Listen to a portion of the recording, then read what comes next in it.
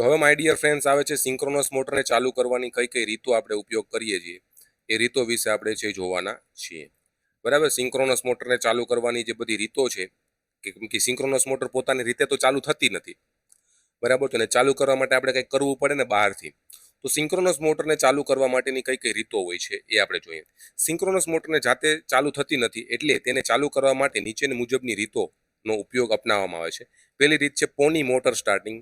એક નાની DC motor ને પોની મોટર છે કહેવામાં આવે છે. નાની ડીસી મોટર હોય ને પોની મોટર છે કહેવામાં આવે છે દ્વારા રોટરને સિંક્રોનસ ગતિ સુધી ફેરવવામાં આવે છે. એક નાની ડીસી મોટર દ્વારા છે એ મોટરને જે સિંક્રોનસ ગતિ સુધી ફેરવવામાં આવે છે.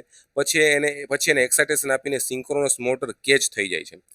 એટલે કે જો પેલા શું થાય છે કે ભાઈ પેલા સિંક્રોનસ મોટર છે ને એને બહારથી છે એને ચાલુ કર્યા વગર છે ફિલ્ડ વાઇન્ડિંગને સપ્લાય આપ્યા વગર, સપોઝ છે આપણી પાસે ને આ સિંક્રોનસ મોટર છે, આ સિંક્રોનસ મોટર છે, આનું રોટર છે, બરાબર છે, અહીંયા ફિલ્ડ વાઇન્ડિંગ છે એને સપ્લાય આપણે હજી આપ્યો નથી અને બહારથી ફેરવો છો તમે.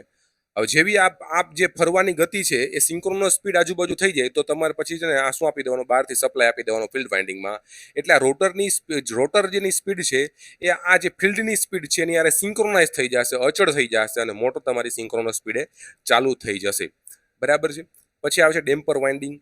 રોટર પર સ્પેશિયલ શોર્ટ સર્કિટ વાઇન્ડિંગ મૂકવામાં આવે છે. જે રોટર હોય આ સ્ક્વિરલ ગેજ રોટર હોય, બરાબર, આ જેમાં સળિયા હોય છે, બરાબર, આ સળિયા અને શોર્ટ સર્કિટ વાઇન્ડિંગ, એક સ્પેશિયલ શોર્ટ સર્કિટ વાઇન્ડિંગ મૂકવામાં આવે છે, બરાબર, તેને ડેમ્પર વાઇન્ડિંગ છે કહેવામાં આવે છે. અલગથી એક વાઇન્ડિંગ મૂકવામાં આવે, શોર્ટ સર્કિટ વાઇન્ડિંગ મૂકવામાં આવે જેથી એમાં છે ફ્લક્સ લિંક થાય. એમાં ફ્લક્સ લિંક થાય એટલે શું થાય કે ભાઈ એમાં છે એ ટોર્ક લાગશે અને ટોર્કના કારણે તમારી મોટર છે ચાલુ થઈ જશે. જેવી રીતે આપણે સિંગલ ફેઝ ઇન્ડક્શન મોટરમાં શેડિંગ રિંગનો ઉપયોગ કરતા હતા એવી જ રીતે આમાં ડેમ્પર વાઇન્ડિંગનો ઉપયોગ છે કરીએ છીએ. બરાબર છે. શરૂઆતમાં મોટર ઇન્ડક્શન મોટર તરીકે ચાલે છે, બરાબર, શરૂઆતમાં ઇન્ડક્શન મોટર તરીકે જ ચાલે છે, ખબર જ છે, શરૂઆતમાં ઇન્ડક્શન મોટર તરીકે મોટર છે ચાલુ છે. આ હંમેશા યાદ રાખવાનો.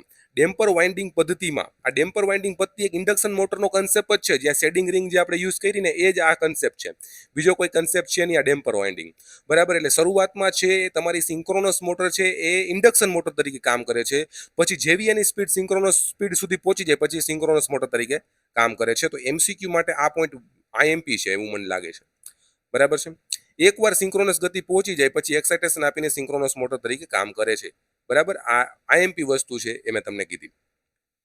પછી આના એમસીક્યુ જોઈએ કે ભાઈ સિંક્રોનસ મોટર જાતે સ્ટાર્ટ થતી નથી. પહેલી વસ્તુ, સિંક્રોનસ મોટર તમારી જાતે સ્ટાર્ટ થતી નથી.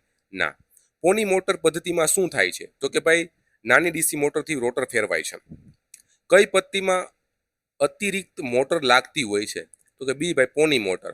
ડેમ્પર વાઇન્ડિંગનું સ્વરૂપ શું હોય છે તો કે ભાઈ સ્ક્વિરલ ગેજ વાઇન્ડિંગ જેવો.